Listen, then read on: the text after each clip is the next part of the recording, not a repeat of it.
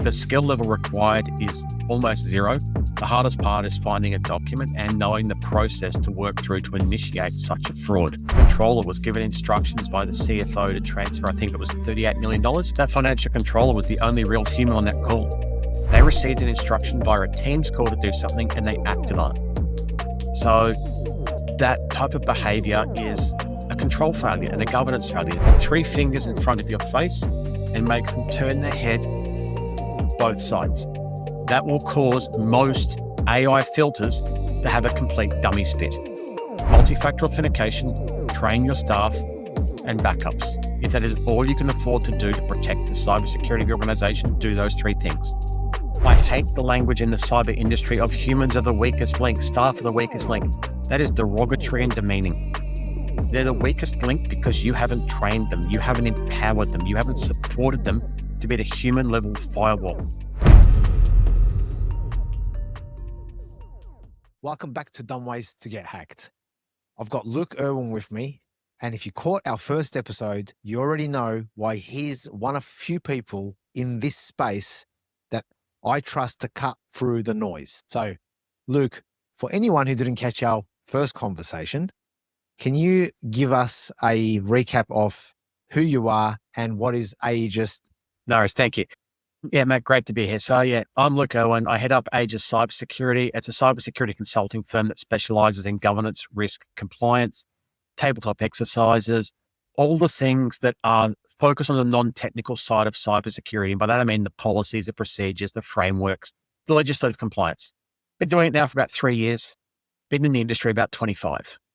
A lot of what we do is working with the organizations to make sure they're doing the right things, setting up the structures, the cultures, the behaviors to prevent the organization being hacked in the first place. Because so much of what needs to happen is focus on the human layer and how do we create the culture. The technical is certainly there and it needs to be there, but where we call that our point of difference is we don't sell hardware, we don't sell software, we don't sell managed services. So when we give our advice on you need to get this solution or this product, there's no conflict of interest there because we're not selling it to you. We'll introduce you to others who can do that, but it's your choice which of those people we introduce you to that you choose to work with. Yep. So you're coming in from I'm sitting on the same side as you, Mr. Businessman, and my job is to advise and do the best to teach you guys how to protect yourself, to minimize the risk. Yeah, true. It's true consulting, true advisory. Treat the advice the same as you would advice from your doctor to stop having bacon for every meal. Follow it, don't follow it. It's your choice. But I've given you the advice in line with professional expertise. I've justified the decisions. I've found partners you can work with. If you make a choice to not proceed, that's your choice. But you've been given the advice that is best possible to achieve the outcome you're looking to achieve. Yeah, that's amazing. Now, on our first episode, I should say, we spoke about why the MSP model is broken. Yes. And how small businesses get failed by the very people that they pay to help them or to help protect them. But today we're going somewhere very different. We're going into a few stories that's changing how cyber works in Australia. The first one is we're going to be talking about $1 billion of Australian home loans that may have been approved using AI generated documents. Yes. Then we're moving into the deepfakes of how people are being hired in jobs in Australia, especially in the tech industry. And then going back to why it's so important to have your business protected by a framework, but we'll focus on one that's you were the first and continually keep your high level certificate on, called SMB 1001. And congratulations, by the way, on the renew of your diamond, I believe, status. Yes. Got signed off 2 days ago. Amazing. Okay. So Luke, in February, the biggest bank in our country basically walked into a police station and essentially said, we think cyber criminals have used AI to forge their way into $1 billion home loans. So when you saw that headline, what was your first reaction? Poor controls and governance was the first thing that popped into my head. So that entire attack, it was perpetrated by an organization, I believe it was Penthouse Syndicate, which is headed up by an ex-NAB lending manager. So there's certainly some inside knowledge there of how to perpetrate these types of attacks. But looking at how it happened, we have to look at what are the preconditions that needed to be in place for this to occur. So everyone's heard of the Optus hack, the Medibank hack, the Latitude hack, Qantas, pick any other company that holds sensitive data about you. So that may have copies of your driver's license, of your birth certificate, of your passport, of rates notices, of power notices, of rental slips. So all this really valuable data about an individual has been captured by these hackers. Now, if they want to go and impersonate you to the bank, they can go and get a copy of your personally identifiable information, modify it to be whatever they want it to be, and then present that as evidence. Because if the bank's providing you a loan, they're going to want 100 points of ID or some sort of validation check that you are who you say you are. But the problem is they're generally treating this organization, this information as being true and accurate, and not confirming that you actually work for Target or Bunnings or whoever it might be. They're just going, oh, cool, we got a payslip saying this. They're not necessarily ringing the company in question going, hey, I've got this person. Does he still work there? Is this a valid payslip? Is this what he was getting paid? By the way, I'm from Commonwealth Bank verifying this information. Now, there may be some privacy implications of what the employer can let out, but there's no human to human verification and validation in that process. And I feel that that's ultimately there because the banks are so encouraged for speed of process. The people, when coming to them, want a fast transaction to occur. They want to get their $500,000, $1 million to buy a house. 2 if you're living in Sydney, unfortunately. Sorry. Sydney prices are nuts. Brisbane isn't much better. But the speed of action is what's driving these decisions. So they're pruning back on the validation. So they might be checking 1 in 10, 1 in 100 more thoroughly. The rest, they're just letting it go through and pushing it through as quickly as possible. That's creating a risk. Now, the challenge is if, for you as an example, if someone takes out a loan in your name, it's in your name. You're liable for it. You now need to prove it wasn't you who took out that loan. But they have your fake signature. They have your fake identity documents. They have all of these things that say it was actually you who took it out. So you now need to be able to demonstrate that, hey, this loan was taken out in Adelaide. I live in Sydney. I haven't been to Adelaide. Here is the evidence of where I've been for the last 6 months based upon my phone bills, because we send and receive all your SMSs. It'll say, here I was. But you don't have to prove that it wasn't you. Otherwise, you're on the hook for that $1 million. That's a problem. The decreasing time between decision and loan is what's driving this. And it's a generalized lack of governance in the organizations allowing this to occur. And they're doing it essentially for commercial outcomes. They want to move faster than their competitors so they can capture more of the mortgage market. It's unbelievable. Let's demystify this for people. Yep. How does someone use an AI fraudulent to get a home loan? And yes, what does, I guess, a fake payslip that's generated by AI look like compared to the guy who used to do it in Photoshop? And how close are we to the point where a human assessor literally cannot tell the difference? They're effectively indistinguishable. So with the data that's been stolen, so if you've provided your pay slips to, let's say you're applying for a credit card through Latitude, they're going to want to see evidence of pay and things like that when giving you, I don't know, call it $10,000 card. So the pay slip you provided to them is going to have your name, your organization, your address, and how much you get paid. It is a almost zero effort attack for these hackers to basically take a copy of your payslip and either edit it via Photoshop or edit it via an AI tool saying, change this value from $550, $1,550. Takes no skill, no time. There are GPTs on the dark web that specialize in supporting people to do this type of thing. They're designed to support fraud and crime. And they exist on the dark web that people can buy access to for cents to dollars to do specific things. Where the standard economy has all these functions and features, those same functions and features exist in the black market economy because it's everything that can try and take advantage of somebody else. Someone has found a way to monetize that.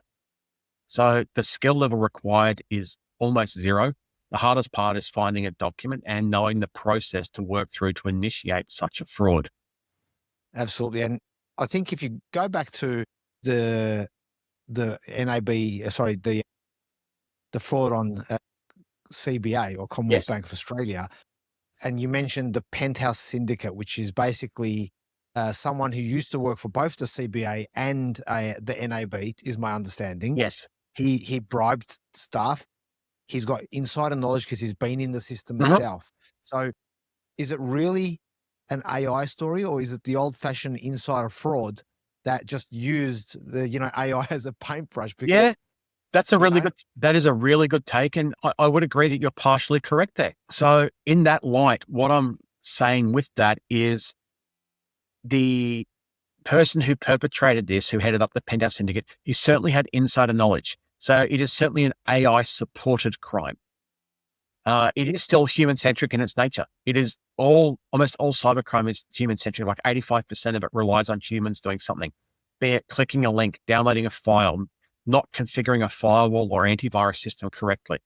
So very rarely is it purely technical, but the AI is making it easier and faster for these attackers to do these types of attacks. It's streamlining because he knows the processes, he knows the people, then he's able to capitalize on that. And essentially, he knows where the gaps are. So he can find the weaknesses and then do whatever he wants to try and attack it. yeah, that's we'll get to that point soon. Now, I want to make this real for the small business or the SME environment, right? Version for them, if you like. That's a small business that may have 20 people working in it for the sake of argument, or 10 people, doesn't matter. When we're talking about this attack, right? What we're saying is if AI can fake the payslip convincingly and fool a bank who spends millions or billions of dollars in fraud detection, what's stopping someone from using the AI to fake an invoice to Not at you, all. a contractor or a reference? That happens all the time. I have zero confidence in reference checks. I find them to be essentially zero value because one, you're only going to put down people who are going to say good things about you. So exactly what insight am I getting from a reference check? You're never going to say, oh, that person was a bad employee. And if you do, you might get litigated for restraint of trade. So why exactly do reference checks hold any value? You're better off going, you've got a probation period, see if they're good, see if they're not good. If they don't work, you find another employee, you move on. You work and burn, you churn through what you need to do to get it done. In terms of the pay slips or the invoices, it's dead easy to create a fake invoice. It's one of the most common scams that impact organizations. A lot of the things need to be in place from a technical perspective to make that less likely. So you want to make sure organizations have SPF, DKIM, and DMARC. So that's sender protection framework, domain key identified mail, and domain messaging authentication. But it's verifying and validating that your email system is allowed to send messages to this other system. There's 3 checks. Without that, it makes it very easy to impersonate you, but the ability to create a fake invoice, that's always been there. AI is just making it faster at scale. So it's the scale and the speed they can move at. Because it can go and generate 10,000 invoices to 10,000 companies, and all you need is an account to send them from, rather than having to do it manually for each single one. So it's lowered the opportunity cost. I always advise people, and I'm sure you still see this as well, Luke. What happens is you go in and help someone and they've got a Gmail account still. They actually don't own their own domain and they've got a Gmail account. Now, Spot on. considering what Wes just said, it's very easy for someone I'm hiring to get away by emailing me with a Gmail or Yahoo or a Hotmail or Outlook.com email. Hotmail, that shows my age, doesn't it? Yeah, you don't feel your pain. 1998, baby, my first Hotmail account. It's 7 or 98 for me as well. Yeah. Can I just advise anyone out there sidestepping here? If you're going to use your Hotmail or Gmail account that you created many years ago and your email is hotchick69, please don't. That's never going to land the job for you. That's never going to work well for you. Please don't do that. Yeah. Yeah. I will put it out there. If people listening, please let us know what your Hotmail or Gmail account was, anything along those lines. That's absolutely got. But what I'm getting back to on topic, as a business owner, you're protecting yourself by buying a domain and implementing Yes. these technologies that you're talking about, which effectively, I try to put it in the simplest terms. It's like me sending you a letter, verifying by giving my address, by you calling me, or by me coming and shaking your hand face to face. We've verified this. It's not just a case that I've sent you something and okay, this is from Bora, I'll just trust it and open the letter or open the email if that's the case, right? It's a verification and validation. It is the 101 level cybersecurity protections and controls to protect the reputation of your organization. It is focused on making sure that when the email is coming from you, it's actually coming from your organization. And if someone tries to impersonate you, the other mail system goes, hey, this didn't come from an approved server. Now, there is still I wouldn't say a gap, but one of the things that occurs in that space, if someone compromises your email system, which is why you need things like multi-factor authentication, they can still send a fraudulent invoice from your business account that looks legitimate because it is legitimate. It's come from your mail system, just hasn't come from your invoicing system. So they can still do that. So that's why you need to protect the access to your mail system, as well as confirming that how your system sends mail has the built-in trust and verification pathways as a component of it. Yeah, absolutely. And look, again, when you get these systems set up, make sure that you have a professional who knows Oh, yes. what they're doing and look, I do IT, but I tell my clients all the time, I still recommend that you get someone, even if it's just once a year, or at a certain time period, to check what it is that I'm doing actually works, separate to me testing it for you and saying, here's how it works. So if I'm doing your IT, for example, and I've got backups in place and I've got these settings in place, I would say, for example, call Luke. Luke will assess my work and he'll come back and say, yep, he's doing exactly as he's claimed, or you're doing, most things are working. However, this particular setting doesn't seem to be right, but that's okay. And now's the best time to find out. Once you've been compromised. Yeah. Well, you described one of the things I do quite regularly for a lot of MSPs and clients. It's called a security maturity assessment. They'll bring me through the MSP and go, hey, we've done this, we've done that. Can you come and verify and validate for us? So I'll go through, I'll pull apart what their tech team has done, and I'll identify the gaps. We'll go back to the MSP and go, okay, show me what you've done here and why you've done that. Okay, we need to do this and this. Then we'll both go back to the customer and go, hey, we've found some problems. Your MSP has been amazingly responsive and fixed it. By the way, we're going to do this and this and this. And that's essentially what's called a risk transference exercise, because then I've come through and verified what's been done is true, accurate, and correct. You're just getting a second set of eyes on it, because I don't set up firewalls anymore, but when I used to, I wouldn't be the one who did the final sign off for it being ready for production. I would get a second set of eyes to cast my eye over it, to make sure it was correct, because this stuff matters. I'm sure you've got a great financial team and a good financial controller and a good accountant inside your business, but you still get your books audited every year. You're still bringing in external accounting specialists to look at what you've done and gone, is everything correct? You should be doing the same thing with your tech and cyber. You get the second set of eyes, cast your eye over across it, and that's what you go.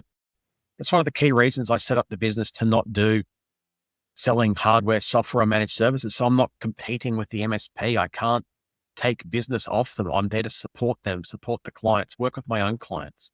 I'm there as the second set of eyes. That's so good. Now, so we're talking about how AI is being used to, weaponized, I should say, to attack a business. Now, our first story shows how it can be used to create documents. Now let's get a little bit deeper, where it's actually being used to create fake humans or deepfakes. Yes. And this is not a Hollywood movie. This No. is happening, and it's already impacting us here in Australia. Oh yeah, massively. There was a fairly substantial attack about 3 years back, I know, against a company in Hong Kong, where the financial controller was given instructions by the CFO to transfer, I think it was $38 million between a variety of accounts. And they went and did it. That financial controller was the only real human on that call. Everyone else was AI generated or AI overlaid. Now, crazy. The fact they did that indicates a high level of governance and control failure. You've been told to transfer $38 million. Can I get that in writing, please? Where's the second party sign off we're talking 8 figures here. That ain't chump change. That's serious dollars.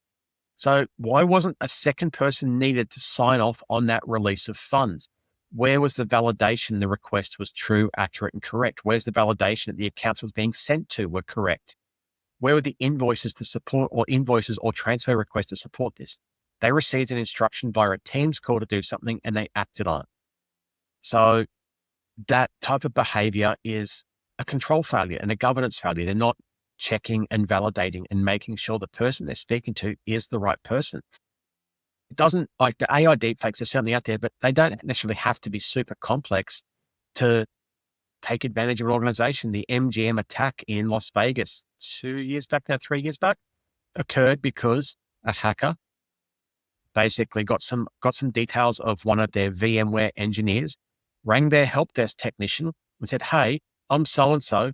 I've forgotten my password. Can you reset my password? Also, I've left my phone at home. Can you take MFA off my account?"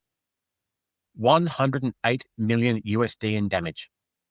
I think I have to double check that number. But why is a help desk technician allowed to take MFA off an account of a senior engineer?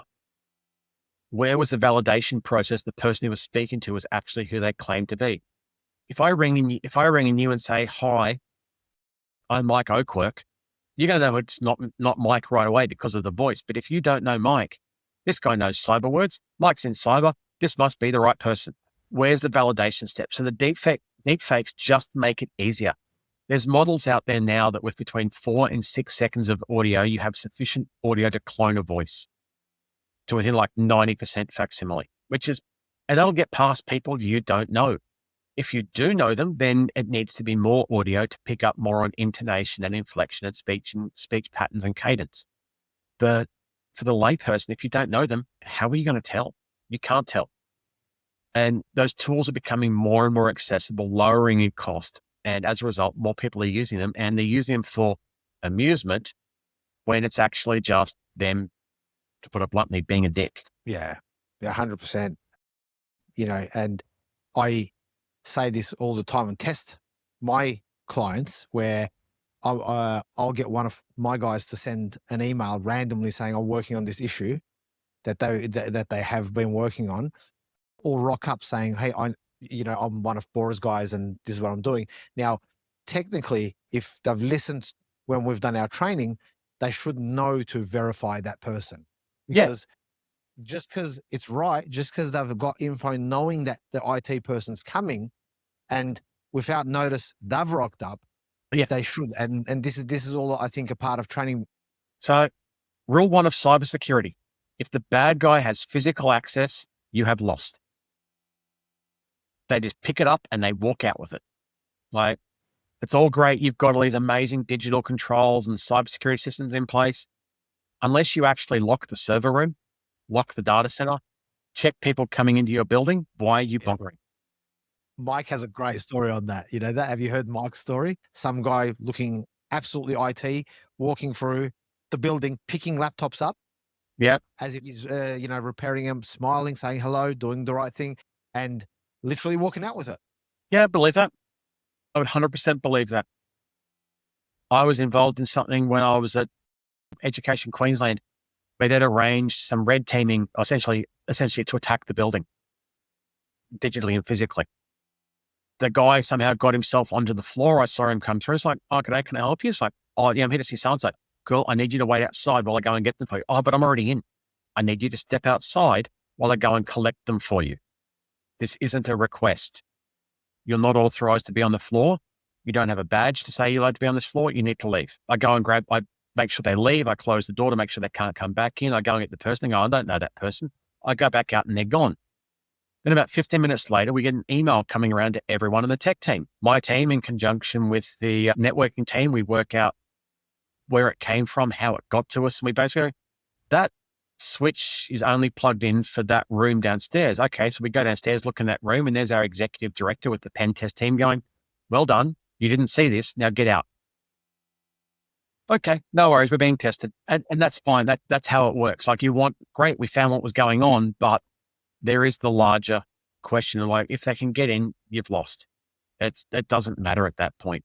So the digital matters, but so does the physical. Like one of the things I do when looking at client sites is, do you actually have locks on your doors? Do you have the hinges to your doors that are externally facing? Are the hinges on the inside or the outside? If they're on the outside, are they in an anti-tamper configuration? So all these little, like, do you have security cameras looking at your racks, at your entrances? Do you have a visitor log? So all these little things that improve the security posture of an organization, because cybersecurity has a strong element of physical to it. It has to. Absolutely. Agreed. Now, let's go back to our deepfake. So I'm a small business, and like most people these days, I'm not just going to call in Seek. I'm going to go on these other sites that I can hire developers from. I want a web page, and I'm doing it myself. I don't want to rely on anyone. So I've gone onto these various websites, and an application has come through. The resume looks awesome. They've got examples of real world web pages, which I've checked, and they look amazing. And I've called them, and I've actually had an interview with this person, Bob from Queensland, right? Let's pick on Mike from Queensland. Yep. All right. And poor Mike is getting to his confidence today. What am I missing? And I guess, what's a laptop farm? How does that all link together? So I was on OBC talking about this the other week. So what it is individuals and organizations are being approached and going, hey, we'll give you some money. We just want you to plug these computers into a network and let them run. That's it. Don't ask questions. Just we'll give you this much per week, per month, whatever it is. Now, what they're doing is they're setting up what's called a laptop farm.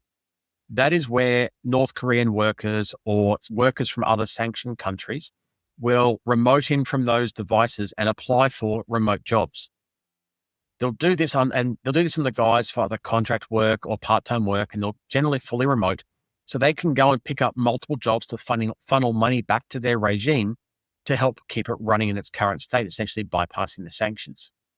Now, the challenge there is that the organizations hiring these people, they don't know this person is a North Korean IT guy that is happening to use a video and voice AI overlay to impersonate someone living in Brisbane. Again, Mike. Sorry, Mike. So you've got this problem where you can't necessarily verify and validate. That creates a problem because in theory, your organization is now making payment to a prohibited regime. The bigger problem is that people are receiving money to set up these farms. They are the ones getting prosecuted because they're the ones who are complicit in the action. Now, one of the techniques that I have found and that I use if I have concerns that the person I am speaking to may be an AI overlay or an AI fake in full is hold 3 fingers in front of your face and make them turn their head both sides. That will cause most AI filters to have a complete dummy spit, because it's now trying to render an image behind a foreground image and handle a turning head. It's not designed to do that. I'm sure they will find a way to bypass that in the future, but for now, it does a pretty good job of preventing those types of things coming through. Yes, it may feel a little odd. And it's also like, people generally aren't going to ask because it sounds rude. Hey, I need you to prove you're not an AI. It's like, seriously? That's not polite. But at the same time, you're asking for someone to someone to trust in you and vice versa. Just go, look, can you just do this for me? I need to confirm there's no AI in use here. That's before we look at people using AI during online interviews. That's a whole other set of ethics and a whole other set of problems. Absolutely. But it's getting more and more common, and large organizations globally have been taken by these scams. They normally get found out in 2 to 3 months and let go, but at which point you've paid 2 to 3 months salary. Yeah, that's right.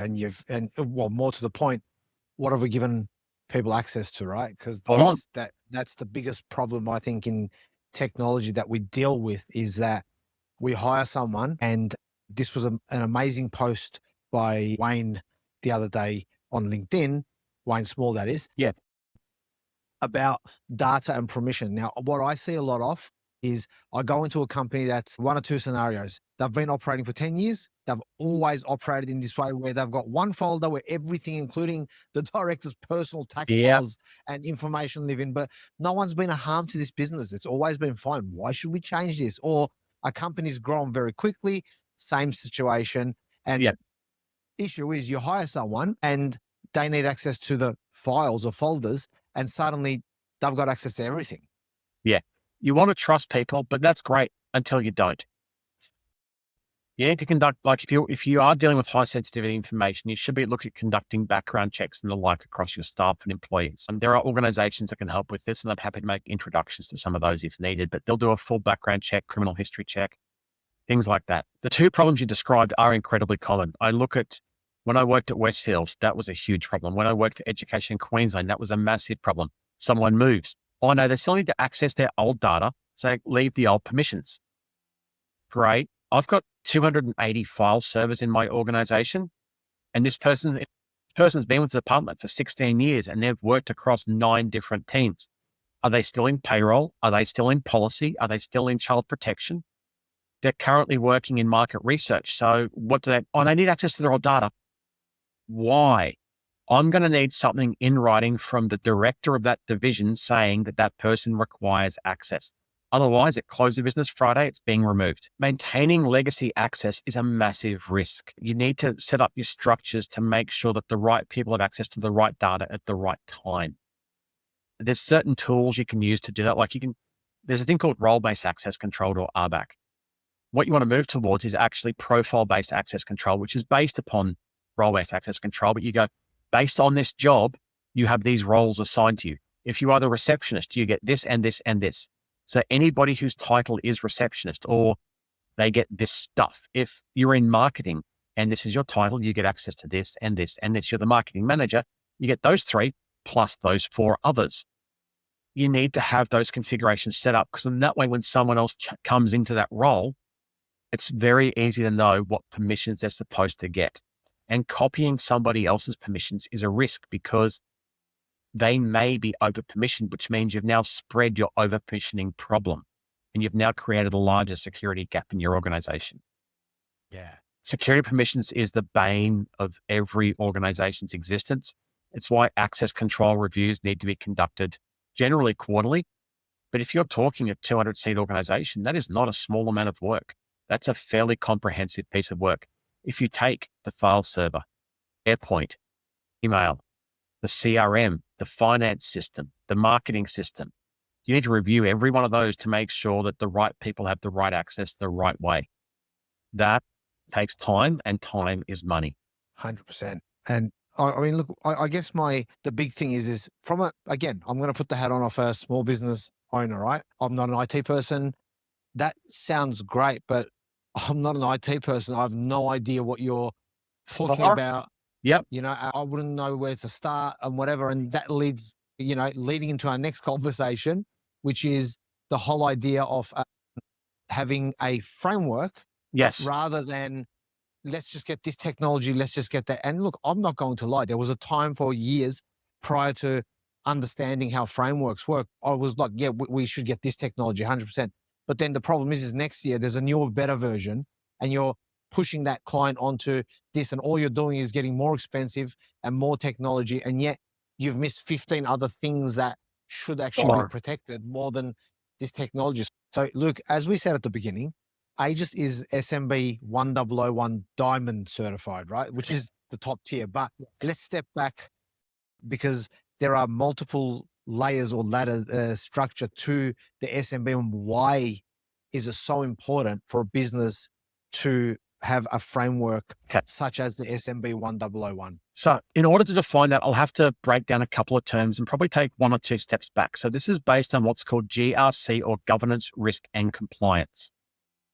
Governance is pretty much who is accountable and do they know it? That's essentially what it comes down to. And are you managing it properly? Risk. How much risk are you doing? Compliance. How are you meeting your obligations, and how are you staying conforming to your law? So that's GRC. In order to support cybersecurity-based outcomes through GRC, you normally want to have a framework. Frameworks come in 2 very broad flavors. And the reason why you want a framework is it makes sure that you are covering off all reasonable or required areas to address from a GRC perspective. And that will also include the technical controls, because that fits into the risk component. Now, in these 2 broad categories, there is risk and scope-based frameworks and prescriptive frameworks. The risk and scope-based frameworks are things like ISO 27001, SOC 2, NIST CFS 2.0. Those are risk and scope. So we sit down, we look at the business, we work out what the risks are, what the threats are, how do we manage it? What are the policies we put in place? What are the training tools, systems? What registers, what logs, what meetings do we need to have? It doesn't have to be large, big, and complex, but it often ends up that way because people try to boil the ocean. You can do it at a reasonable price for smaller organizations, but it needs to be at the right size and the right fit. Generally, my recommendation is at sub 50 seats. ISO might not be an amazing fit unless you are in a high risk industry, have regulatory obligations or contractual obligations. I'm not saying don't do it, but there may be stronger or more suitable options for you to consider. And that is where the prescriptive frameworks come in. Now, the two major prescriptive frameworks in Australia is the Essential 8 maturity model. I'll call that, it's a model, not a standard or formally a framework. It's a model. It's a model to measure maturity. It is prescriptive, but it's not a great fit for small business. But most MSPs or managed service providers latched onto it because it was the only thing government had released for the longest time on cybersecurity. So let's go shoehorn it in. It's expensive, it's complex, it's time consuming. It's not bad. It's got some gaps, some fairly large gaps in some areas, but overall, it's a pretty strong posture for when it comes to device security. It's very Windows centric. It is very on-premise centric, as in laptop, desktop. It doesn't deal well with a lot of cloud stuff, but it's not terrible. That's one prescriptive framework. The other prescriptive framework that's gaining a lot of traction now is the SMB. Comes in 5 levels: bronze, silver, gold, platinum, diamond. Yeah, I've got the diamond. I was the first one to get it globally. And I'm the first one globally to be recertified. I've taken a few companies to platinum or diamond myself, and I'm in the process of taking 2 or 3 others to that level at the moment. Out of all the audits that have happened in the last 15 months, 16 months since the standard came out for that level, I think I've been involved in about 70% of them. So I know how it works and how it's measured. Now, bronze, anyone can get it. It is very much aimed at the solo business, at the plumber, the florist, the low risk organization that has limited people, limited tech. It's the basics of controls. Now, if you're going to get bronze, you might as well just go to silver, because silver's a couple more things and actually lifts you by a good margin. Bronze doesn't, under the 2026 version, doesn't require multi-factor authentication. Silver does. If you're going to do anything, and if you can only afford to do one thing, or ideally 2 things, and preferably 3, multi-factor authentication, train your staff, and backups. If that is all you can afford to do to protect the cybersecurity of your organization, do those 3 things. If that is all you can afford, do more ideally, but those 3. Silver's pretty straightforward. You should be able to knock that out in not long at all for a fairly standard organization. Gold is what's being accepted as the default benchmark at the moment. I think that needs, for the technology-centric firms like managed service providers, they need to start rethinking moving to platinum, because they're holding access to other organizations' sensitive data. But I'll settle for gold now because we're setting up a benchmark and a baseline. Now, the first 3 levels are self-attested, which means that a director of the organization can sign off that they are meeting those controls and requirements. And because they're prescriptive, you will have multi-factor, you will have backups, you will have a technical support resource. As it gets to some things, the language may change to should or may. You should have a backup of all critical systems where possible. Now, you can't really back up a password management system, but you can back up your Xero files, your MyOb files, and your Office 365. So you should certainly be backing those up. As we cross into the platinum and diamond, they're actually externally audited. So a third-party auditor will come through, verify and validate the controls, the systems, the methods that you have implemented into your organization align to the requirements of the standard. They'll sign up that paperwork. The certification body will sign off on it, and congratulations, you get a shiny, multifaceted logo like the one I put up on LinkedIn yesterday. I'll take a breath now.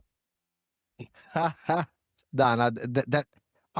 wholeheartedly agree. I think the idea of again, the framework covering various things you should do for cybersecurity, and yes, you may likely need someone who knows what they're doing, because your job is to do your job, and that's why you've got a business. And you get someone professional to come in. And the silver benchmark for most businesses, I agree with. And if you've got an MSP, gold isn't. I don't think it's that complicated, because you're covering, as you said, you're covering certain things. And again, I don't I don't see the harm in having, if it's possible, a third party, like once a year, even come in to check the work. Oh, spot on. There's organizations which I help get to those higher levels. When I'm going back and doing a revalidation of what they're doing to support their certification, I'll normally bundle it in with a security maturity assessment and go, hey, your controls have slipped a little bit. Let's lift this and get it back to where it needs to be. And you should be looking at this and this and this. There is some language in the standard that I don't necessarily, or in the marketing around the standard, I don't necessarily agree with. They say that you've got it, you're done. It's like, I agree that it is enough, but I am firmly of the opinion that the standard is a milestone on the journey. If you want to get to that point and based upon your risk and your threat and your budget and your appetite, and that's enough, then sure, pause, take a breath, and then reevaluate in 6 months, 12 months if you need to do more. But I'm of the opinion it's a milestone on the journey towards a strong security posture. It's like, cool, I've done this. I have hit a particular level. I know that we're meeting those requirements. And I know we've considered all the relevant factors. So as an example, the gold, platinum, and diamond levels don't require a mobile device management system, which means you've got an information leakage and data theft and data loss risk. Now, for me to explain all of that's going to take ages. But generally speaking, if a device gets lost, there's no mechanism to remotely wipe it. A mobile device management system means that we can connect to that device the moment it talks to the internet and we can delete it. So the information isn't being lost from the organization. The hard drives and the storage on those devices gets encrypted. We can apply special rules of who, how, and when that device can connect to the organization's systems and networks and data. Now, that's not a requirement of gold, platinum, diamond, but I have one because I look at what I do. I look at the data I hold and I go, based upon the balance of probability and the risk that I carry and the risk that I represent to my clients, it is reasonable that I take this step to protect my data and protect their data.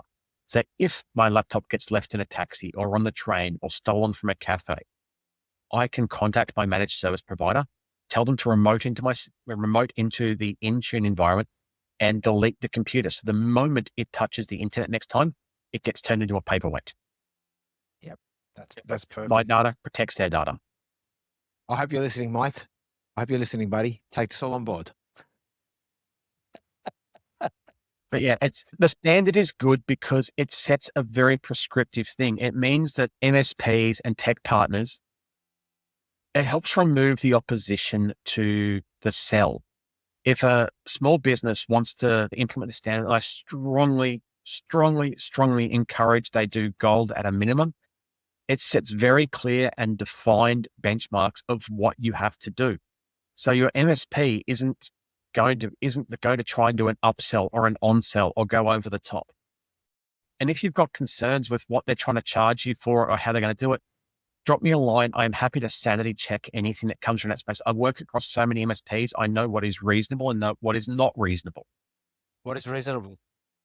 Varies entirely on headcount and risk. What you pay for a 5-person company is going to be different to what you pay for a 50 and different to 100.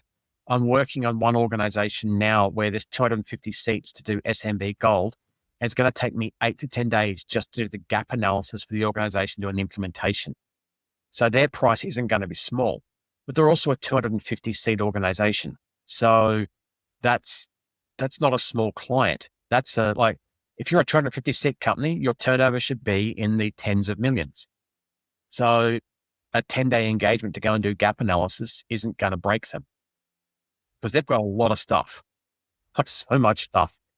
If the MSP has already provided them a password management system, that's already done. They're already covering that cost. If they're already doing backups, they're just making sure backups are being done the right way. If the only thing they have to do is maybe put on MFA to the VPN service, then that's dead easy. But if they're starting from, hey, you haven't got patching, you haven't got backups, you haven't got multi-factor, you haven't got password management, you haven't got a network or a firewall, that price is very, very different to, oh yeah, we've got to put MFA on VPN. So, as always, Luke, thank you so much for your time, for your energy, and Thanks, for man. everything you do and all the information that you freely give out to anyone who's willing to listen. And I appreciate you coming on our show as always. Thanks, man. Happy to be here. Always happy to help. I love it. Absolutely love it. If people want to have a proper conversation with you or reach out, what's the best way they can do that? They can reach me at Irwin, IRWIN, at Aegis Cyber, which is AEGISCYBER.com.au. Or you can look me up as Luke Irwin on LinkedIn. I am on there pretty much daily trying to do what I can to shift the needle on cybersecurity and risk. Yep. Every percent counts. 1% change is a change. That's Exactly. amazing. Love it. Yeah. If you find this information was useful, please share it with another business owner or a business owner that needs this information. Let's stop blaming people and let's start bringing everyone up to a standard so our business doesn't get hacked and we minimize the risk, because I think the reality we live in isn't if you get hacked, it's when you get hacked and what risks have I minimized. You've used a word there that I can't state highly enough how much I agree with your perspective. I hate the language in the cyber industry of humans are the weakest link, staff are the weakest link. That is derogatory and demeaning. They're the weakest link because you haven't trained them. You haven't empowered them. You haven't supported them to be the human level firewall. They need to be coached, trained, supported, mentored, and encultured in the organization to help protect the business. They don't want to lose their job. They don't want to see their employer get hacked or compromised. They want to do the right thing. So support them in achieving that right thing and train them and support them. And if you want good training, Mike Alkirk is the guy to go to, by the way. FYI, we bagged him all episode, but he's the guy. Yeah, he's who I recommend clients go to actually shift the culture around cybersecurity in their business from a training perspective. The training I do with clients is very much focused on getting them over a compliance hurdle. And then I bring Mike in to start doing the cybersecurity training to shift the user-centric culture in the business. His work is fantastic. Him in the East Coast, Katrina Ford in the West Coast. Okay, well, thank you so much for your time. Thanks for having me, Matt.